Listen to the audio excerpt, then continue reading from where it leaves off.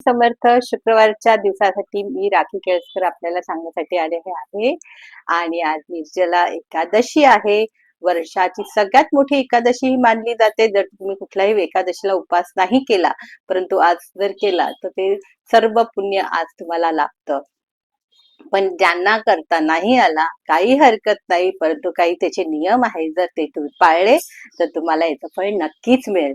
विष्णू वासुदेव भगवते नमः, महालक्ष्मी नारायणी नमः यांचा जप तुम्ही करत राहा.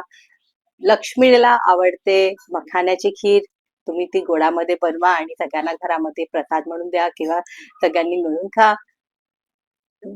दही किंवा पंचामृताने नारायणाला प्रसाद चढवा.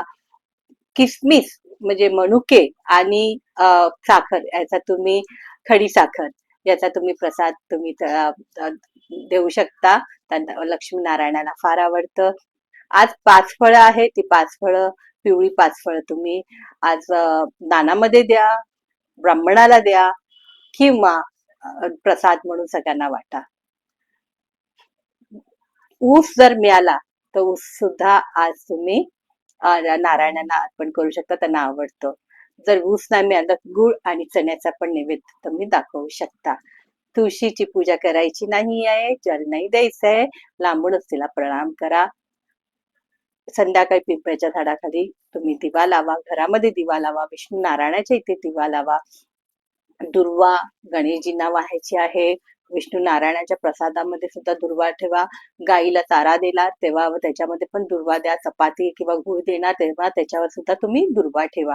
अशा प्रकारे तुम्ही आज गायींना सुद्धा चारा देऊन आपलं पितृंसाठी आपण आशीर्वाद त्यांच्याकडून मागितले पाहिजे.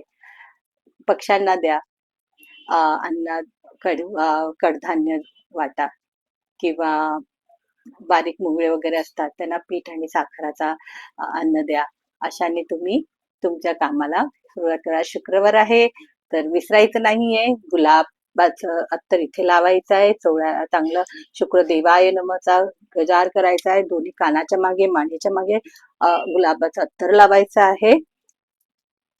गुलाब देवीला फार आवडतो, तर देवीला तुम्ही आज गुलाब अर्पण करा. लाल गुलाब अर्पण करा, गजरा अर्पण करा. स्त्रियांनी सुद्धा आपला नटाथटा आणि फुलं वगैरे माळा. आज पिवळा दिवस आहे कारण एकादशी आहे. विष्णू नारायणचा आवडता रंग पिवळं घाला पिवळं खा असं म्हटलं जातं. तर कढी भात आहे, आज भात खायचा नाही तर कढी आहे किंवा इतर पिवळ्या वस्तू तुम्ही अन्नामध्ये घेऊ शकता. अशा प्रकारे आजचा दिवस तुम्ही साजरा करा. दान धर्म करायला विसरू नका. काही नाहीतरी छोटं मोठं तरी तुम्ही कुणाला तरी आज दान करा. तर त्याने तुमचे पितृ सुद्धा खुश राहतील आणि लक्ष्मी नारायणची कृपा तुमच्याकडे राहील. श्री स्वामी समर्थ.